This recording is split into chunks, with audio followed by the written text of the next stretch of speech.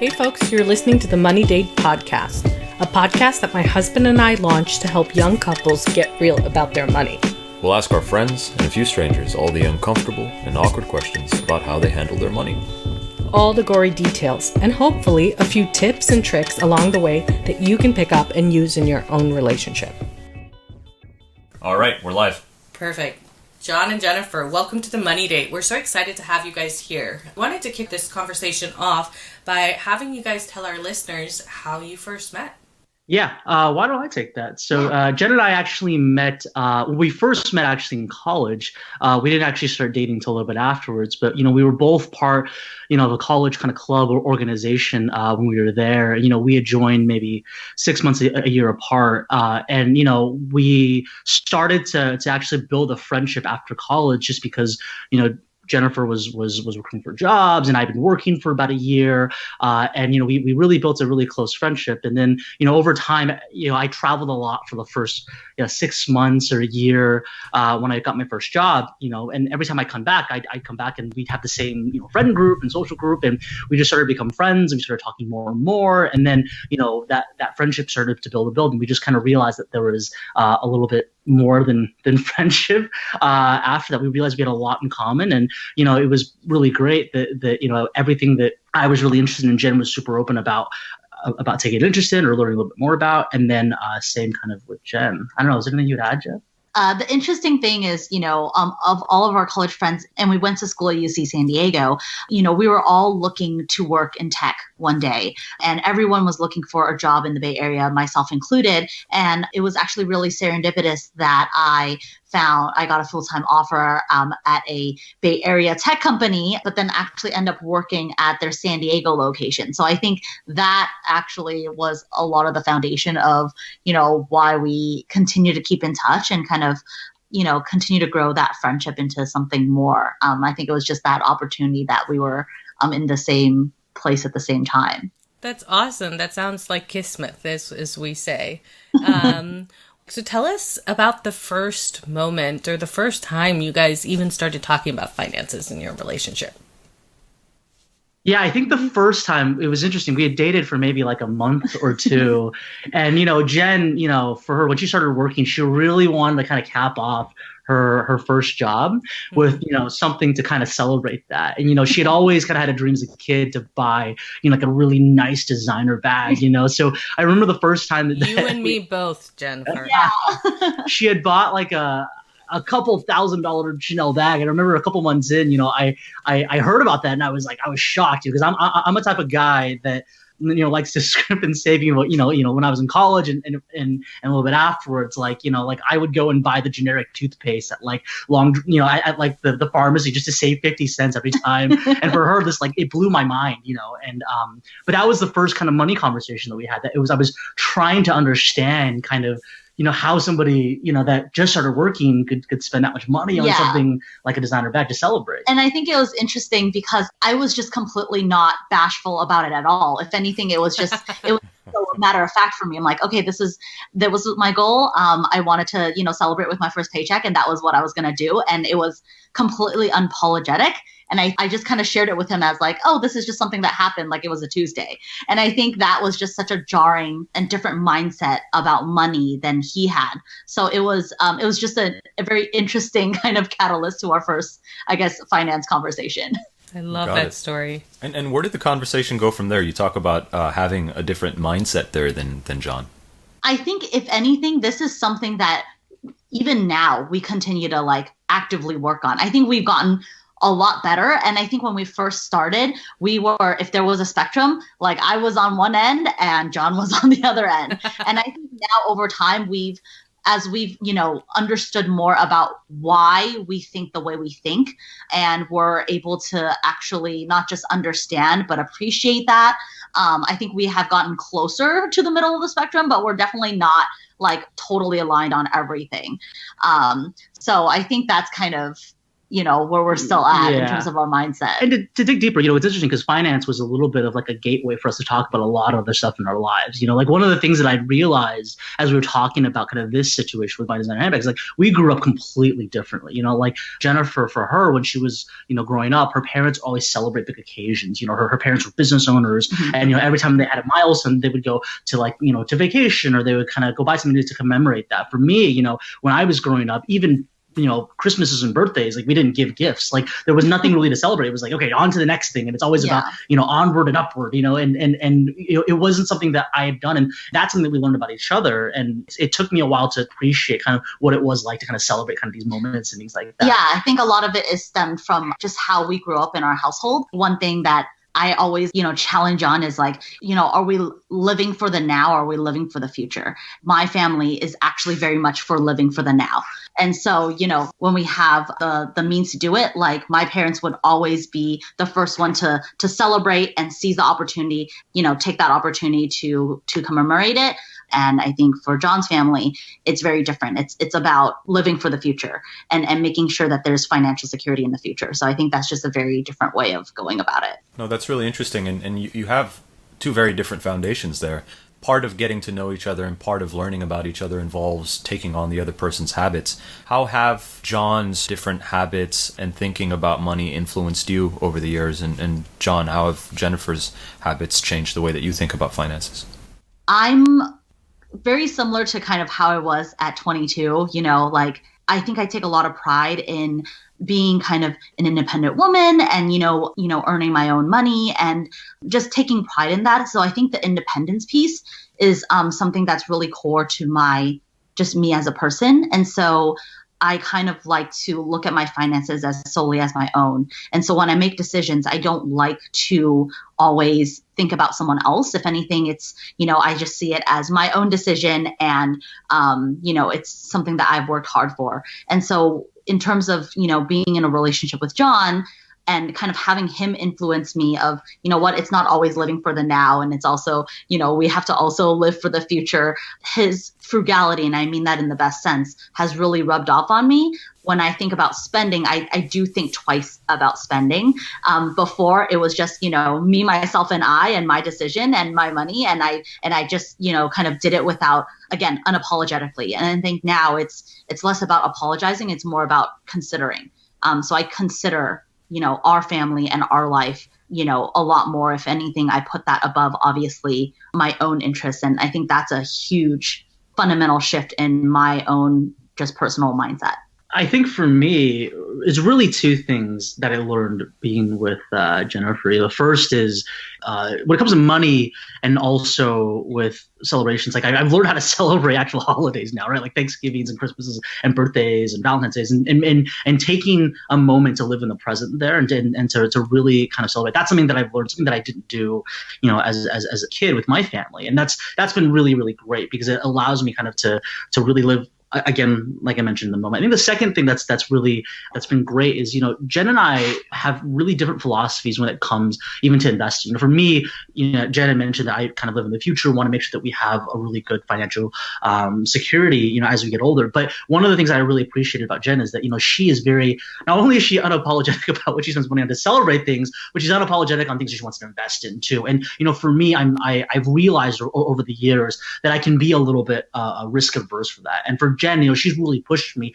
to take bigger risks, and she's really taught me, the idea of like if you cannot make money, you cannot make larger investments if you don't take a little bit more of a risk. And I think that's been something that's been really core and fundamental to our relationship and how we think about investing in the future and about money, is that we have to have a really good balance. I love that because, the journey that you guys are describing is one that so many couples share, of coming from very, very different, almost opposite ends of the spectrum, as you described, Jen.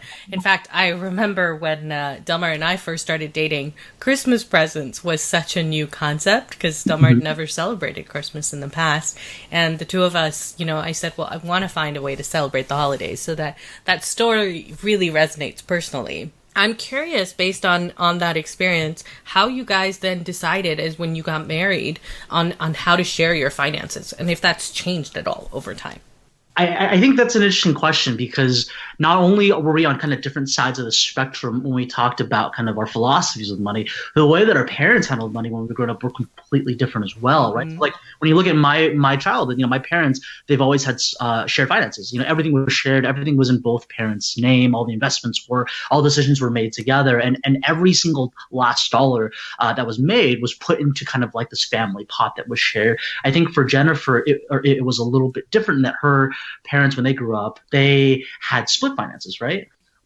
John's parents, they had dual income, right? So it was kind of a dual income household growing up. My household was just a single income. So it's a very traditional kind of like nuclear 1950s family. You had my mom as a homemaker and then my dad was the breadwinner. But the interesting thing is my mom was the head of the household when it came to finances. Mm-hmm. She was the one that read up on all the mortgages and all the equity. And she was very well versed in all of that. And actually, my dad, that was the breadwinner, he knew nothing about any of that. And so when I'm making decisions, I actually saw my mom as, kind of the figurehead for that. And so to me, that kind of instilled in me of like, okay, being as a woman, like you have to understand these things. And it was just something that she just taught me from an early age. And, with John's family, although the finances were shared, I know like your dad is definitely like, takes the lead in terms of like making financial decisions and all of that. And so I think that's also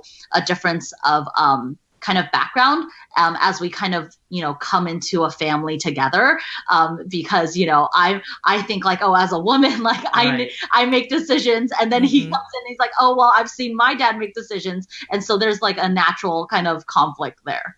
It's so interesting. Women actually, in our generation especially, tend to manage household finances about 70% of the time. But interestingly, men tend to handle the longer term sort of investing and retirement planning or real estate as well, which I want to talk to you guys about in a minute. So how did those very different situations affect you guys as you tried to make a decision on how you were going to think about your shared finances? Just coming again from a little bit more of an independent mindset, I think I still hold on to kind of this piece of, I still want my own finances in addition to having blended finances. And I know it's something that, John and I actively talk about. And, John, correct me if I'm wrong. I know you would prefer if we just kind of had it completely blended. There is hesitation from my side because, I'm just not there yet. I think as we've gotten married and as we continue to have conversations about this, I get closer every single day, but I'm still not there where I'm saying I'm 100% just, everything in one pot and not kind of have a little bit of my own independence outside of kind of our blended finances. Yeah. And then I think the way that we've been able to kind of bridge that gap a little bit to kind of find some middle ground is really to have, shared resources when it comes and money when it comes to paying for the mortgage, paying for our joint credit card, we're buying groceries and dinners, things like that. And we always save a little bit on the side that we can use to spend for ourselves. We found that actually really worked. It took us a really long time to kind of get there, to figure it out. And Jennifer's right. Like for me, I prefer to have shared finances and shared banking. I think that's just for two reasons. One, it's just for how it was brought up, and secondly, having that, it has an ability for us to be able to make decisions together on kind of everything. And sometimes we've learned over the years, it's not for things that you're buying for yourself, you may not want to have that decision made together. That sometimes you should have a little bit set aside for yourself so that you can celebrate some things, or if you want to splurge a little bit with your friends to go do this. Like we found that's worked really, really well. Got it. And you said it took a little bit of tinkering to get there. What other approaches had you tried and dropped, and why hadn't they worked? I actually don't think we've taken other approaches. I think it was just very long, hard conversations about it before we even made a decision to have a fully joint account. Prior to this, we had credit card, but then, John was an authorized user, and we kind of like that was a proxy for a lot of, us funding kind of things that we would spend together, whether it's vacations and things like that. And it wasn't until, we were engaged, or maybe even after we got married, where we actually went in and have a joint account. And that took a long time to get there. And I don't think necessarily experiment with different approaches. We just needed to have many conversations about it until both of us were comfortable to walk into the bank together and do this. that, follows such a similar format to what Delmer and I went through. The first thing we got was a joint credit card and grew from there. Though I think we got a joint account before we got married. So, one of the things that I'm really interested about is you guys have such different perspectives in some ways about money. But one of the things that I know you do is invest in real estate, which is a pretty big investment and something that requires a lot of coordination and being on the same page. Why don't you start by telling us a little bit about how you guys have dabbled in real estate? It started off really, really a long time ago. It started off probably when I was in college. And what happened was, when I was in college, my dad had always told me, invest in real estate, for two reasons. One, because it's an appreciating asset and it is considered that. And secondly, because he kind of sensed and he knew that the market was at a time where it was really depressed. So, unbeknownst to me, when I graduated, he kept pushing for years and years and years. He had actually set aside some money that I hadn't used in my college fund. He had put aside money for my college fund to go to any kind of college that I wanted to be able to support that in the United States, private or public. I ended up choosing a public school, so he had a little bit of money left over, and he had been putting some money over the years in that fund too, because he really wanted to make sure that for me that I was set. It wasn't something that I was thinking about, and then about a year or two after I graduated, we had this money in the fund. The real estate prices were really low, so we bought a home in San Diego. This is when I was maybe 24 years old. And, we had lived in that home for about 2 years. And it really started off as me being like an accidental landlord. We wanted to rent out some of the rooms in that room because that's just what you did in college. And when you first graduated, you had 3 bedrooms, you rented out 2 of them because you didn't need the extra 2 rooms. There's no reason, right? And that's what you were used to. So we did that for a while, for about 2 years. And then I had moved up to Sunnyvale and the Bay Area, one, to be closer to family, but also because, Jennifer and I talked about, eventually moving back, and I had a great opportunity. So I moved back, and Jennifer was kind of managing the household for about 6 or 8 months, the roommates, and then she had eventually moved up, and we just treated it like an investment property. We didn't know what to do. We didn't want to sell it. We just thought we should just leave it there. And I had been managing that property just remotely from the Bay Area for a couple of years, and it was tough at times, but we always got through it. There was there's some stories I could tell you about like a water heater just blowing up in the garage, me having to go with my dad for 2 weeks and do a complete remodel of the upstairs and downstairs. It was one of the best times of my life, but it taught me a lot about real estate. And as I was doing that, because I became an accidental landlord, we bought a home in Sunnyvale, and we were living here.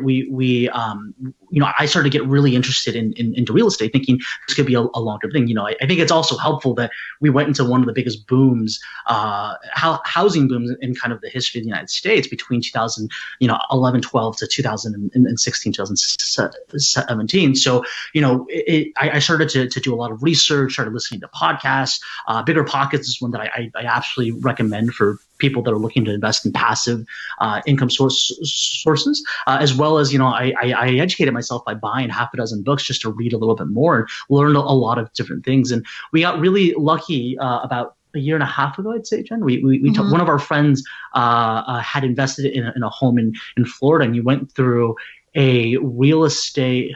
What do they call it? It's investment group. It's called ICG, ICG, International Capital Group, and it was this consultant or advisor that would actually go and find different areas in the United States for new home purchases and investments to build passive income portfolios. So we had talked to him. He had a seminar. He had like an expo, what he called it, which is almost just like a place where he would go and talk to, in a crowd of 100. And we had a chance to talk to him. He had a whole setup of real estate agents and property managers and insurance people and everything that we felt very comfortable working with. So, with the home in San Diego, I ran the numbers and realized, hey, if we were to sell it, we had built up a significant amount of equity that we could actually, redeploy those assets, into kind of homes and real estate outside of California. And it would really set us up for the next 15 or 20 or 30 years. John, you're so speaking to my heart. One of my big sort of moments in early on in my childhood was one of my best friends in high school's dad used to buy massive plots of land in very cheap areas, and then he would essentially build out homes on that land, and his goal was to get somewhere between $500 to $1,000 of rent for each home. But his vision was that if I could essentially generate somewhere between $10,000 to $30,000 in rental income every month, I'm golden. And so I was like, that is such a smart plan. And it was the inspiration for me getting into real estate. And you guys have clearly caught that bug as well. Yeah, absolutely. I think it was really helpful too that, for me, I was the person in the relationship that did all the research. I was really, really excited about it. But Jenn is a little bit more open to, investment ideas. Had the tables been turned and Jenn was the one that was doing the research and was really gung-ho, and I was the one that was really more apprehensive about it, maybe that wouldn't have actually happened just because of our personalities. We got very lucky in that. And I think that having Jennifer as a partner, as we talked about real estate, and it's great because we have different kind of perspectives and personalities, and we were always able to kind of find some really good measured approach to how we did kind of real estate. Yeah, and I think I think this particular experience in terms of us, starting kind of our real estate investments together, we've really found out what our strengths are. Like John mentioned, he's great at the research. He's great with the numbers. Me, not so much, but that's fine because I think am a value add is I'm one for action. And so I'm impatient with inaction. And so, once, there's enough research that's been done, I'm like, okay, let's go. We actually, traveled and made a work trip out of one of the long weekends that we had earlier this year. And we essentially went to visit the plots of land in Florida, in Oklahoma City. And I really pushed for us to do that because I'm like, we're not going to pull the trigger unless we actually go and make a trip out of it. And so I feel like that's kind of what I bring to the table, not so much the number crunching and the research, but it's just pushing us to actually go and start doing, to get comfortable with the idea of actually pulling the trigger. Yeah. And one story that we heard, it's funny, when we were out in Oklahoma City, we were talking to the real estate agent driving us around. He's telling us a story about this lady that would fly out to Oklahoma every 2 or 3 years and would always say she wanted to buy a house and buy investment property. And for about 15, 20 years, she came out every 2 or 3 years, never bought a single home because she was just too scared. She just couldn't pull the trigger. And we'd always joke between me and Jennifer that, like, if Jennifer was never there, I would be that woman that would go out that would never be able to pull the trigger and just always talk about it, but never be able to do it. So I think that's where we balance. Yeah, no, that balance is key, and it's a good thing, John, that you have a Jennifer then. Given how you guys split your money, do you always treat investments as one, or do you treat them as separate? I think it really depends, right? So when it comes to these real estate deals, we have put that all into a joint business banking account. So we treat that as completely combined because we the way that we think about it is that's going to be kind of our pension or retirement fund, or it's kind of joint, right? But on the other hand, we also have, individual investments, and it's for a good reason, right? So, so for me, I have, a separate, Charles Schwab account that I use to invest in. I primarily invest most of my money into, mutual funds and the S&P 500, index funds and things like that, or clones of it where it's a little bit less risk averse. And then Jennifer has... I have my own, stock portfolio, and I buy single stocks. And, I also have a separate, portion of the portfolio where I, kind of dabble in robo investing. And so I'm always trying out kind of these different channels of, and different types of investing and kind of, definitely more risky stocks. So I think having our own separate portfolio where it's more representative of us as investors, individually, I think is super helpful. And then kind of the real estate investing is kind of what we treat as kind of this joint pool. I think a lot of that mimics things that Aditi and I do. John, I think I share your personality here. Jen, I think you and Aditi share some commonalities. Now, one of the beauties of I don't know what you're talking about. one of the beauties of having different personalities when it comes to these things is helping each other where maybe the other person is a little weak.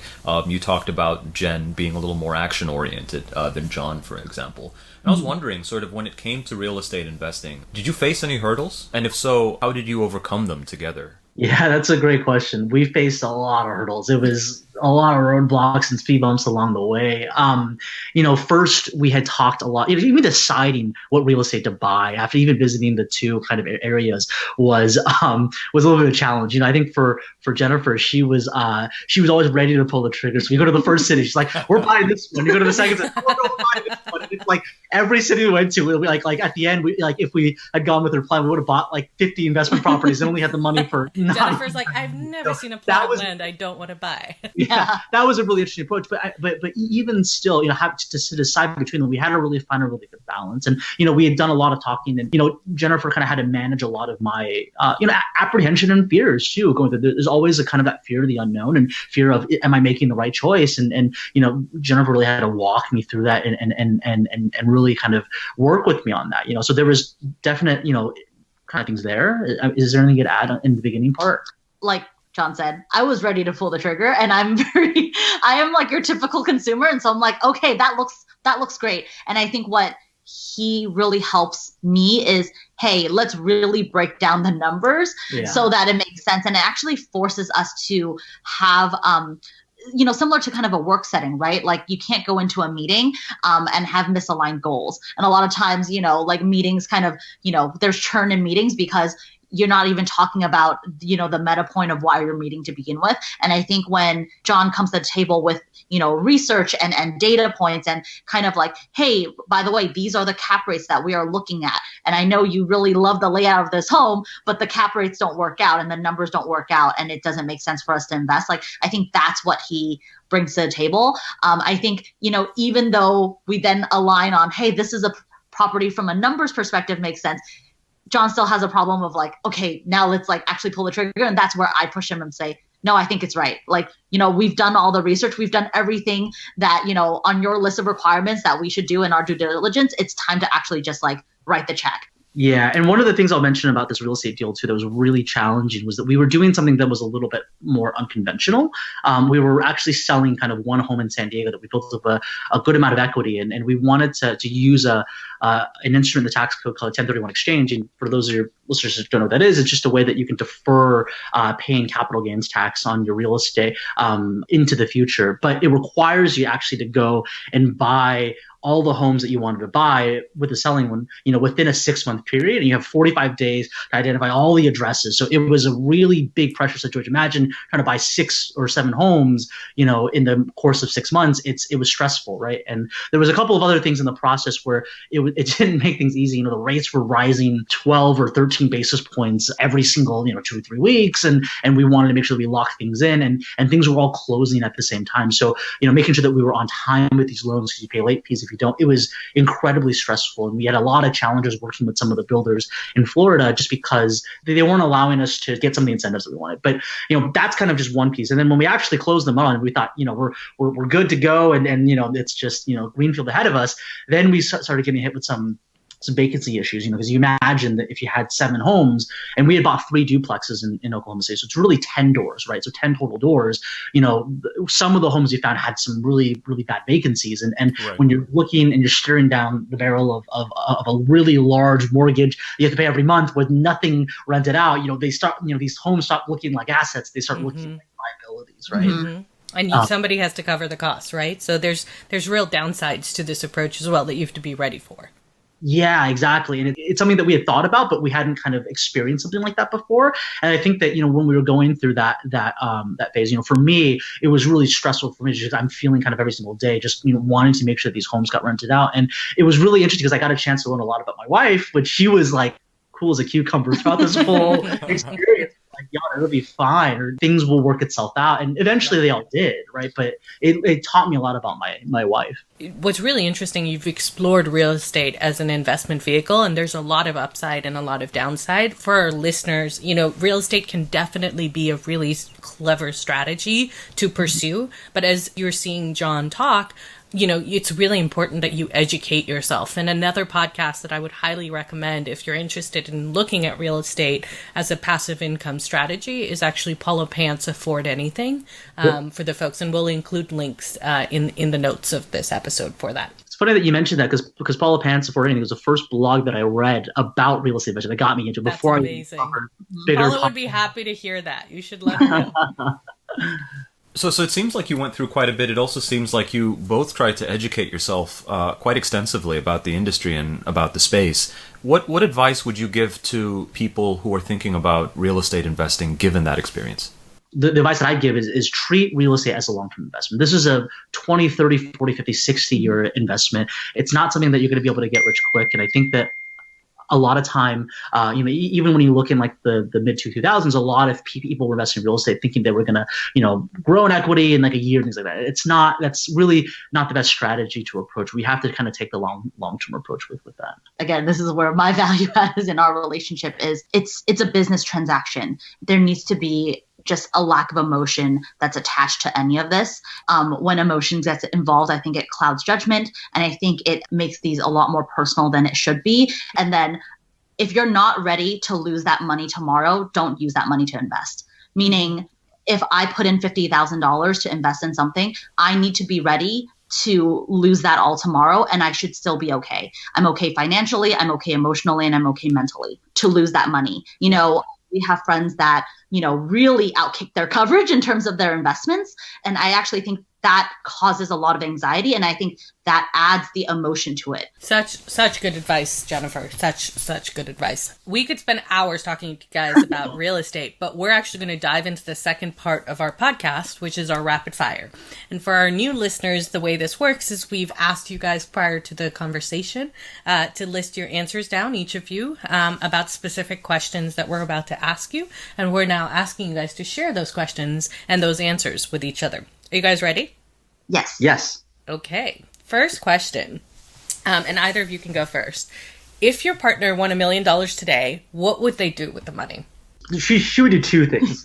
The first thing she'd do is she'd probably buy a bag to celebrate, or some type of luxury good to commemorate this moment, right?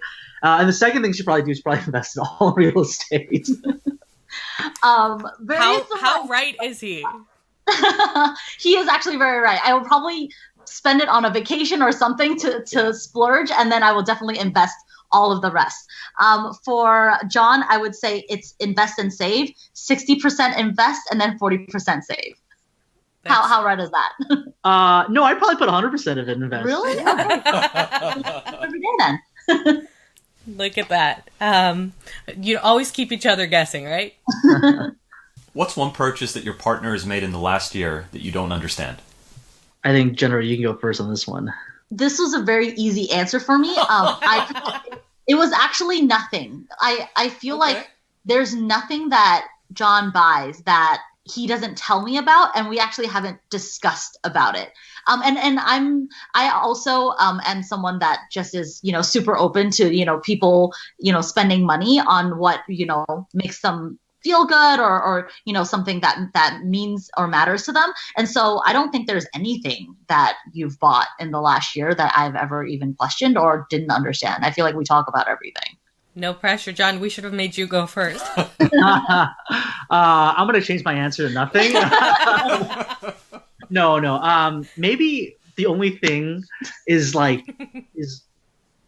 expensive skincare products or something where she'll like buy something that's like $200 and like, I need this, and like it'll sit in the closet for 6 months and she won't use it. And I'll look back and ask Jennifer, like, did you really need it? Like, maybe that's the only thing I question. Everything else we talk about, if she's buying any kind of expensive, luxury items or anything else, like we talk about everything. I mean, I was even reluctant to share that because it's not even a big deal.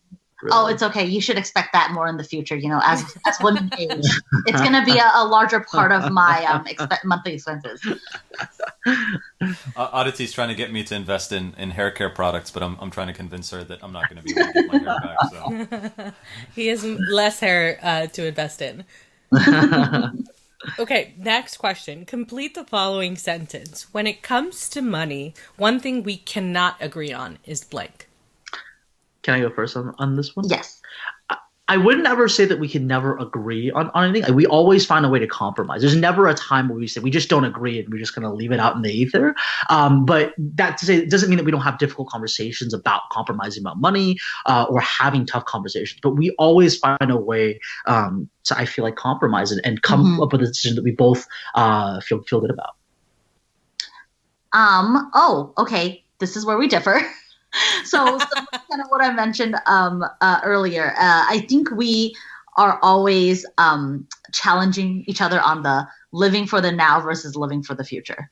I think that like whenever we start any sort of financial conversation, we always start on the further end of either of the spectrum. And then again, as we talk, we kind of get closer and we compromise. But I feel like, at the jump, we always kind of start off on the either end. I'm always like, let's live for the now and live in the present. And John's always living for the future. So that's kind of where we differ, I think. We get closer as we continue to communicate, but I think that's always a challenge that we have. What's the money question you wish you had asked your partner when things started to get serious? Kind of like a turning point in our relationship where I think, when we started to talk about the future is, what was the ideal life that you wanted to live? Like, where did you see yourself at 50? And what did you want to achieve? I know it's a very loaded question, and there's probably three nestled in that one question. But I think that is really telling of, someone's, ideals of kind of where they see themselves financially, and what to them is financially secure. And for me, my threshold for that is much higher than John's. And so I think, we kind of stumbled upon that, throughout our like kind of real estate adventure and just the fact that, we've like, bought a home together before we got married. And it kind of forced those conversations, but that would be something that I wish I asked even sooner and had candid conversations about even sooner. Cause I think those were some hard conversations that we had definitely, further down in our relationship as we got more serious. Jennifer mentioned that there's three things, subplots of kind of what you mentioned. I just keyed on one of them, which is, how much do you want to save for retirement? One of the things that for me, I always have kind of a fear that we're never going to save enough for retirement. So having that conversation early on, I think would be really good and to be on the same page about. Awesome. And our final question is, what is your partner's best money habit or ritual? Two things. One of them is a little bit less serious, and the second one, which is a little bit more serious. Jennifer always has this knack for being able to find like the lowest gas price, like anywhere. Like she is always scouring. And like if we find a gas station that doesn't have the lowest gas price, we have to go and drive 10 miles and waste and to be able to find that. So that's been an interesting money habit. But I'll say another thing. As a guy who goes and buys toothpaste at that must be a really great one for you. That one really surprised me. Yeah, it's like like one day you'll go out and buy a $2,000 handbag, and tomorrow you're gonna save 50 cents on gas, and it just wasn't congruent in my mind. But it makes complete sense. Some things that I should have saved. But the other thing that I'll mention, which is a little bit more serious, is Jennifer is the type of person who's actually even though she does dabble in single stocks, a little bit riskier, she has this knack where she just doesn't sell. She really takes the long approach, and this is something that we had talked about even earlier on in our relationship. Something that I had to I learned, and I really appreciate about her, that she still has stocks and that she has invested in her first company over 7 years ago. That's had she sold earlier, like a lot of our friends who had worked at that company, she wouldn't have been able to have as large of multipliers. So I think that's something that I really learned from her. I really do appreciate about her when it comes to investing. This is something I appreciate about John, and something that I try to do, and I feel like I don't do as good of a job, is I feel like John does a lot of research, and he doesn't invest in anything that he doesn't completely understand and know and is really comfortable with. And although whether it's mutual funds or bonds, it's just a little bit more conservative. It's something that he understands inside and out, and I think that's just super smart. It's something that I try to do. I definitely don't have as knack for research as he does, and so that's something that I really appreciate about him. And in general, I think just saving. He has just incredible discipline about saving.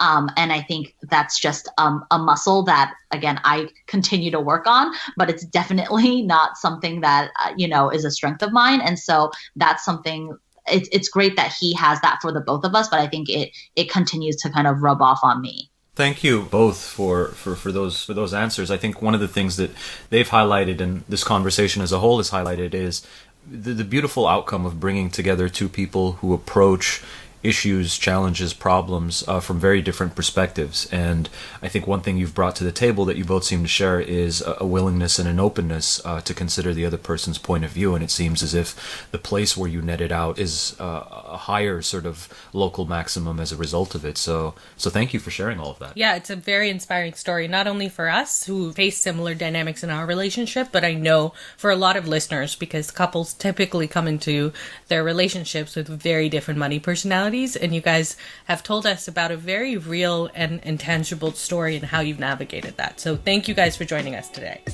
No, thanks for having us. Yeah, this has been really fun.